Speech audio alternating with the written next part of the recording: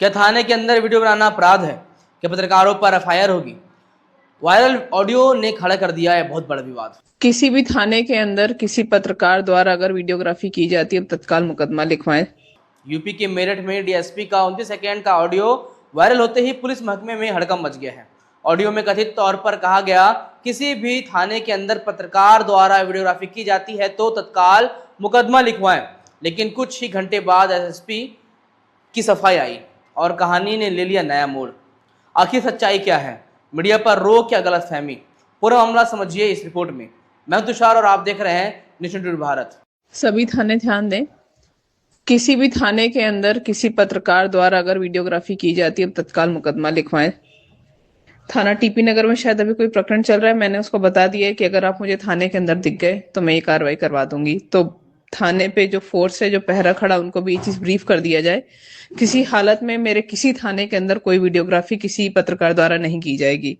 अगर ऐसा होता है तो उस दिन के जो डे ऑफिसर है उनकी और थाना प्रभारी से भी फिर मैं बात करूंगी।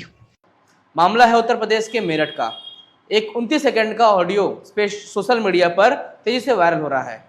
इस ऑडियो में कथित तौर पर सौम्या अस्थना की आवाज़ सुनाई दे रही है, जो डीएसपी है।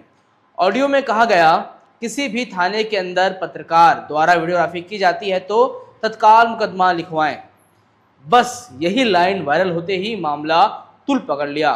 सोशल मीडिया पर बहस छिड़ गई कि क्या अब थाने में मीडिया एंट्री पर रोक लगेगी? क्या पत्रकारों के खिलाफ केस दर्ज होंगे? विवाद बढ़ने के बाद अविनाश पांडे ने सामने आकर सफाई दी, जो एसएसपी हैं वहाँ के। उन्होंने कहा कि निर्देश पत्रकारों के लिए नहीं थे, निर्देश थे या कुछ पोर्टल चलाने वाले के लिए था, ये कहा गया था। कानून तौर पर निषिद्ध स्थान नहीं है, मीडिया पर कोई रोक नहीं है। तो ये ऑडियो में क्यों कहा गया? यानी पुलिस प्रशासन की तरफ से साफ किया गया कि पत्रकार पर कोई प्रतिबंध नहीं लगाया गया है। अब बड़ा सवाल खड़ा ये होता है कि क्या थाने के अंदर वीडियो बनाना गैरकानूनी है? कानूनी तौर पर क्या है सच्चाई, आप जान लीजिए।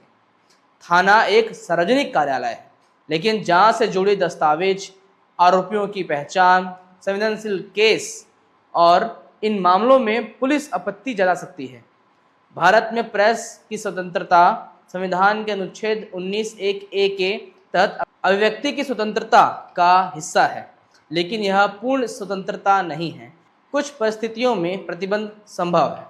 अब सवाल ये है, पत्रकारों और पोर्टल ऑपरेटर यानी कि वो भी पत्रकार ही होते हैं, उन पर फर्क कैसे तय हो गया? क्या ऑडियो का संदर्भ अधूरा था या फिर पुलिस को पहले स्पष्ट गाइडलाइन जारी करनी चाहिए थी? सोशल मीडिया के दौर में 29 सेकंड का ऑडियो भी बड़ा तूफान खड़ा कर देता है, लेकिन ज़रूरी ये है कि पूरी सच्चाई सामने आए। आप क्या सोचते हैं? क्या थाने में वीडियो बनाना पूरी तरह खुला होना चाहिए या कुछ नियमें ज़रूरी हैं?